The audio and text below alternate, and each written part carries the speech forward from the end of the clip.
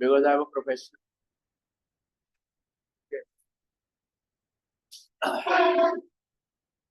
देखो ये टॉपिक जो है वो जो आपको स्ट्रक्चर बताया ना, फंक्शनल और डिविजनल स्ट्रक्चर, उसी का एक एक्सटेंडेड वर्जन है। ठीक है, हमारा टॉपिक है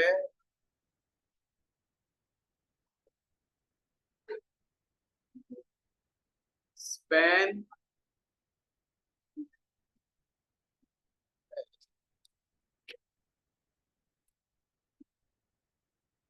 क्या कह रहा है हमारे घर, बोलिए, कुछ कह रहा था हमारे।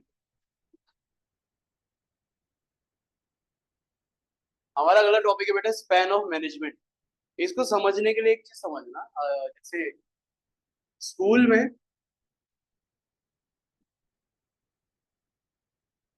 क्लासेस होती है, क्लासेस, उन सभी क्लासेस के सेक्शन रहते हैं, सेक्शन। और देखो 11th 12th में तो सेक्शन बनाना जायज है, पीसीएम, पीसीबी, कॉमर्स, ह्यूमैनिटीज, वहाँ जायज। उसमें भी जो ज्यादा बड़े स्कूल है उसमें भी कॉमर्स के मैथ्स और आईपी वाले अलग हो जाते हैं, फिजिकल एजुकेशन का अलग सेक्शन, वहाँ जायज, वहाँ एग्रीड है कि वहाँ सेक्शन क्यों बना रहे, बिकॉज उनका फील्ड, उनके सब्जेक्ट अलग अलग हो जाते हैं।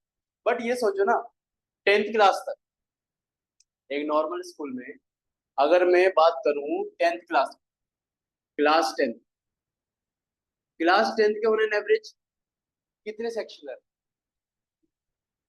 तुम्हारे डीपीएस रानीपुर में? कितने? 11 सेक्शन है भाई साहब।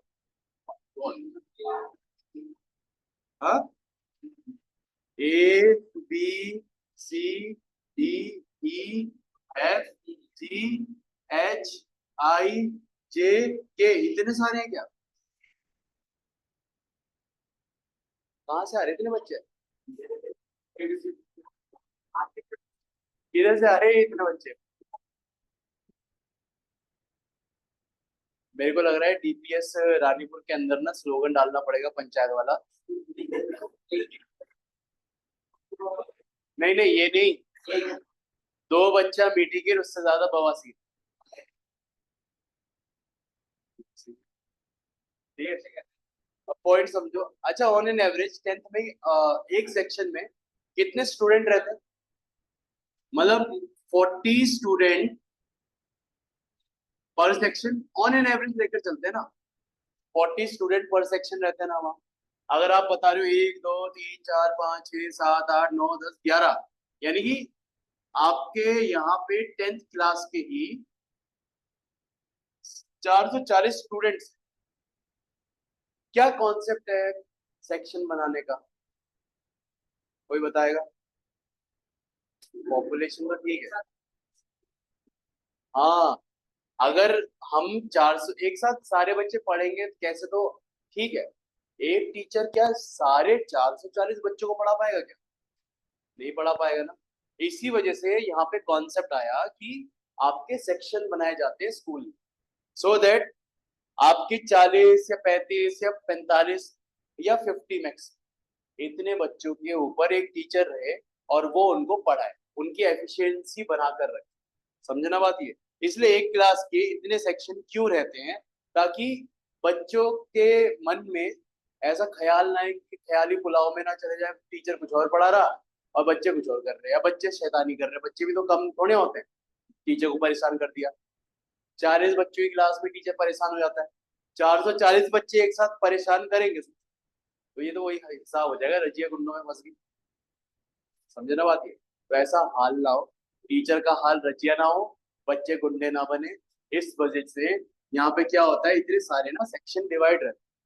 ऐसी ऑर्गेनाइजेशन में भी तो स्ट्रक्चर है ना। ऑर्गेनाइजिंग में अभी हमने डिविजनल, कल की क्लास फंक्शनल स्ट्रक्चर की हमने बात करी। क्यों वहां पे स्ट्रक्चर बनाया जा रहा है?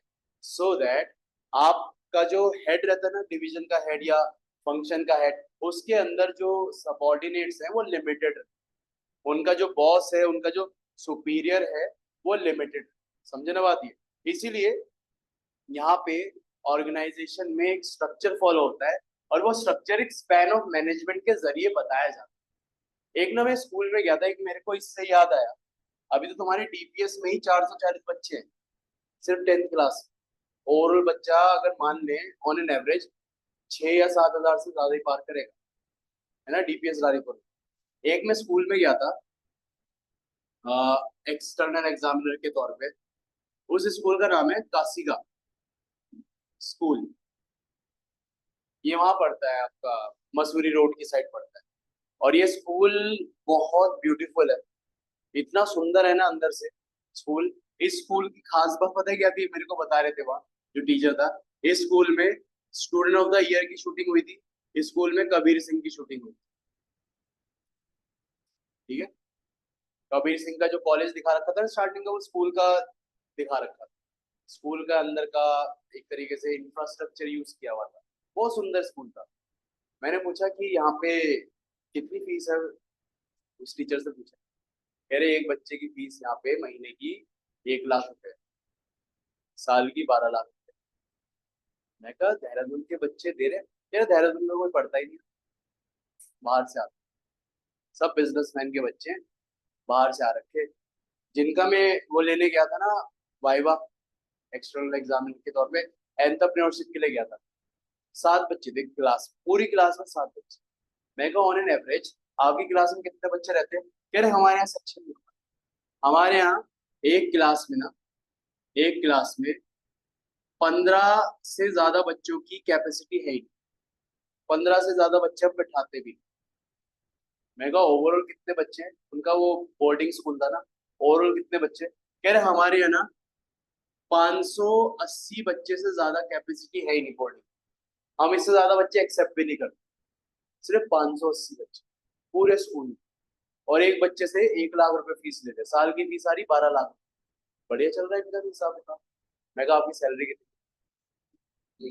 अब देखो कोई सैलरी बताता नहीं ना, मैंने ऐसे डायरेक्टली सैलरी पूछा। मैं क्या मतलब यहाँ पे अच्छा पे ऑफ वगैरह करते हैं? कह रहे बहुत बढ़िया पे ऑफ करते हैं। कह रहे पता है क्या सुविधा है हमारे पास? क्या सुविधा है? कह रहे जब आप बैचलर हो तो आपको सैलरी तो देंगे ही, आपको ये 1 BHK रहने को देते हैं। मैं कहा अगर शादी होगी तो? क्या शादी होगी 2 BHK? मैं कहा बच्चे हो गए तो 3 BHK? मैं कहा 10-12 बच्चे कर लिए तो महल दे देंगे क्या, कोठी? कह रहे नहीं, 3 BHK मैक्सिमम अपग्रेड जाएगा 3 BHK तक। प्लस अगर आपके बच्चे भी हो जाते हैं तो उनकी एजुकेशन भी, मतलब किसी भी स्कूल में अगर आप लगाओगे, किसी भी स्कूल में आप एडमिशन करवाओगे, उसकी जो भी फीस होगी हमारी तरफ से स्पॉन्सर। मैं कहा यार ये तो बहुत बढ़िया बात है। मैं कि कैसे अप्लाई करना था? कह रहे अभी अप्लाई नहीं कर सकते। तो पॉइंट समझ रहे हो ना वहां पे? यार एक टीचर के अंडर सिर्फ मैक्सिमम 15 बच्चे, सोचो कितनी अच्छी एफिशिएंसी आएगी उसकी बच्चों को पढ़ाने की, कितने अच्छे से वो पढ़ा पाएगा। सोचो उसका अर्निंग भी बहुत अच्छा खासा रहेगा, रहने का भी कोई टेंशन नहीं है उसे, तो वो और अच्छे से एफर्ट लगा पाएगा ना, और अच्छे से बच्चों को पढ़ा पाएगा, अच्छी एजुकेशन दे पाएगा। तो बेटा आपके ऑर्गेनाइजेशन स्ट्रक्चर यही बात कर रहे हैं कि एक सुपीरियर के अंडर कितने सबॉर्डिनेट्स काम करें। तो ये जो लाइफ, ये जो स्पैन ऑफ मैनेजमेंट है ना, इसमें यही बात करी कि ऐसे ही ऑर्गेनाइजेशन एक सुपीरियर अपने अंडर कितने सबॉर्डिनेट को मैनेज कर सकता है, उसी को हम स्पैन ऑफ मैनेजमेंट बोलेंगे। ठीक है, अब स्पैन ऑफ मैनेजमेंट के 2 टाइप्स, इसके अगर हम टाइप्स देखें, इसके अगर हम टाइप्स देखें तो ये आपके 2 हिस्सों में, 2 टाइप्स में डिवाइडेड। एक है नैरो और एक है वाइड। ठीक है, वाइड वाला एग्जांपल हम ले सकते हैं डीपीएस रानीपुर, जहाँ पे एक क्लास में 440 बच्चे हैं। नैरो वाले में मैं ये काशी का स्कूल का एग्जांपल ले सकता हूँ। हाँ, हाँ वही तो कह रहा हूँ, 440, या पूरे स्कूल में 580 है भाई साहब, है ना।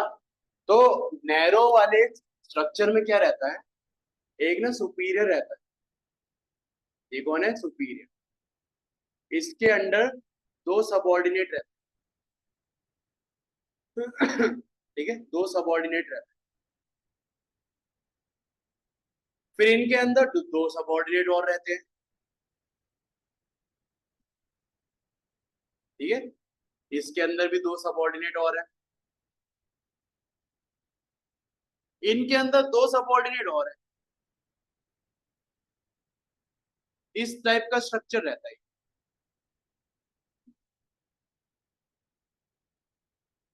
ठीक है।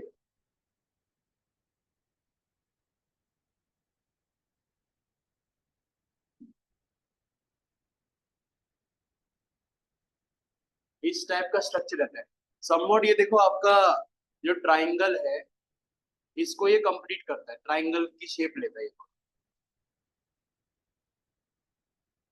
एक वो मीम चला था ना, लेवल सबके निकलेंगे,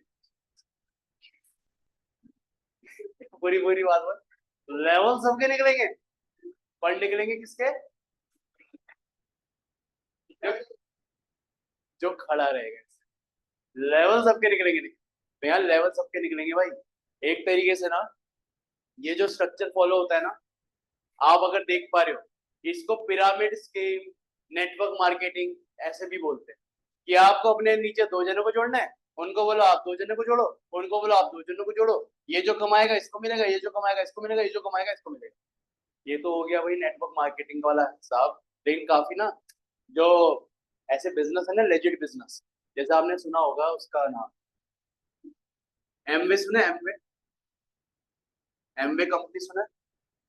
वो ना कभी ऐसे प्रमोशन, टीवी पे एडवर्टाइजमेंट करके ज्यादा नहीं करती।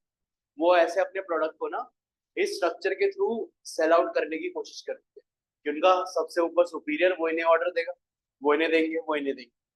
तो यहाँ पे हर कोई लगा हुआ है प्रोडक्ट को बेचने के लिए। एक लड़कियों ने सुना होगा इस ब्रांड का नाम, ओरीफ्लेम, सुना ये भी? नहीं सुना? अच्छा अच्छा, क्या पता आप नहीं चल रहा हो। उस टाइम पे तो बहुत चलता था यार, जितने भी ब्यूटिशियंस होते थे ना, ये उनको पकड़ते थे, है ना। जितनी भी वो लड़कियां नहीं होती थी घर पे, वो मेकअप स्टूडियो खोल लेती है, ये उनको पकड़ते थे कि मैडम आप हमारे साथ जुड़ो, आपका कमीशन बनेगा। आप बस अपने नीचे दो क्लाइंट लेकर आओ, उनको बोलो दो क्लाइंट और लेकर आए, ऐसे आप लोग हमसे प्रोडक्ट खरीदो, आपको ना कमीशन मिलेगा, ऐसे कर। मतलब देखो, ये तो लेजिट बिजनेस, नेटवर्क मार्केटिंग ही फॉलो कर रहे हैं। लेकिन जहाँ स्कैम रहता है ना, स्कैम, वहाँ प्रोडक्ट होता ही नहीं कुछ। प्रोडक्ट के नाम पे वो पागल बनाते हैं हमें, ठीक है, कि हमारे पास प्रोडक्ट है, प्रोडक्ट है, प्रोडक्ट है, कुछ नहीं होता। प्रोडक्ट यूटिलाइजेशन वाला नहीं होता। ये फिर भी आपको ऐसा प्रोडक्ट दे रहे हैं जिसको आप यूज कर सकते हो, कंज्यूम कर सकते हो, समझे ना बात?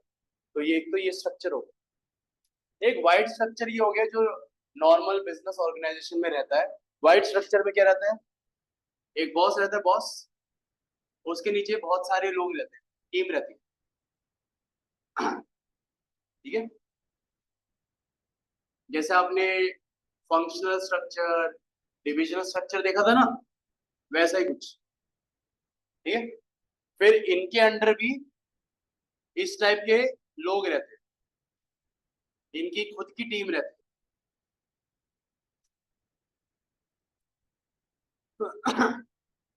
ठीक है ना। इसका दिखा देता हूँ।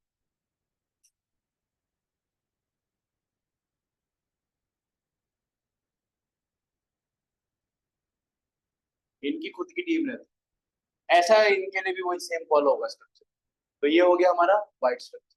अगर इसका मैं ट्राइंगल बनाऊं ना, इसका ट्राइंगल अगर आप देखोगे, बहुत ज्यादा ना वाइट सा बन रहा है, that is white is called wide span of management. एक हो गया नैरो ट्राइंगल, ये हो गया आपका वाइड वाला ट्राइंगल। इस टाइप से आपका स्पैन ऑफ मैनेजमेंट ना डिवाइडेड है कि किस सुपीरियर के अंदर कितने लोग काम करेंगे। जैसे डीपीएस रानीपुर में एक क्लास में 40 बच्चे हैं, वहां पे एक क्लास में 15 ही बच्चे हैं। तो वहां का जो स्ट्रक्चर हो गया वो नैरो हो गया, यहाँ का जो स्ट्रक्चर हो गया वो एकदम से वाइड हो गया। समझे ना बात ये? तो this is our span of management. Photo खींच रहा है इसकी।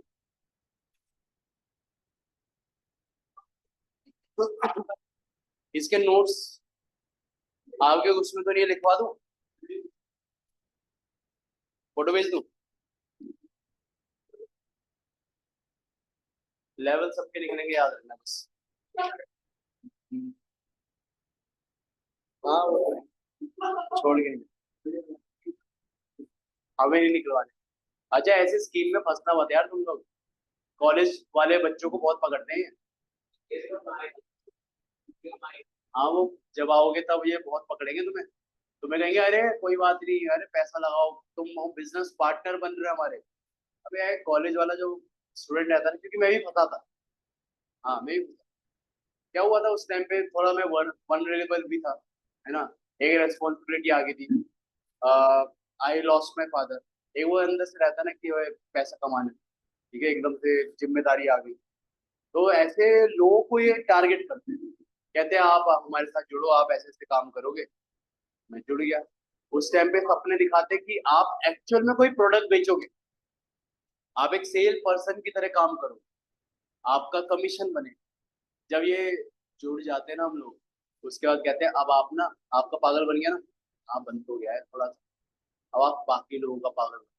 फिर वहां मेरा जमीर से नहीं माना। यार चल, मेरे तो गए पैसे, मैं दूसरों का क्यों बनाऊं पागल, छोड़ देता, पैसे चल। अब वही तो बात है, आपको ऐसे लोग आपको एक तरीके से अटैक करेंगे, जो आपके बहुत ज्यादा करीबी होते हैं। मेरे पता है किसने मेरे को ये इस तरह था, मेरा बेस्ट फ्रेंड था, अब उससे बात भी नहीं होती। उसके भाई कर रहा था ये काम, दिल्ली में जॉब भी कर रहा था, साथ में ये भी कर रहा था। तो उसने कहा मेरा भाई बढ़िया काम कर रहा है, वो भी अच्छा खासा अर्न कर रहा है, तू भी कर ले। ये वही कर लेता हूँ, ऐसे अटैक कर। ठीक है ना। तो इसका ध्यान रखना, आगे जाके ऐसे होना नहीं पैसा कमाने के लिए। आपका काम अभी पढ़ाई करने का, अपनी एजुकेशन पूरी करो, उसके बाद प्रॉपर जाकर जॉब करो। कोई शॉर्टकट नहीं है पैसा कमाने का, ऑलवेज रिमेम्बर दैट। मैं तो 1.5 लाख रुपए गए थे, तब मेरे को ये अकल आई। 1.5 लाख रुपए लिए थे यार उन्होंने।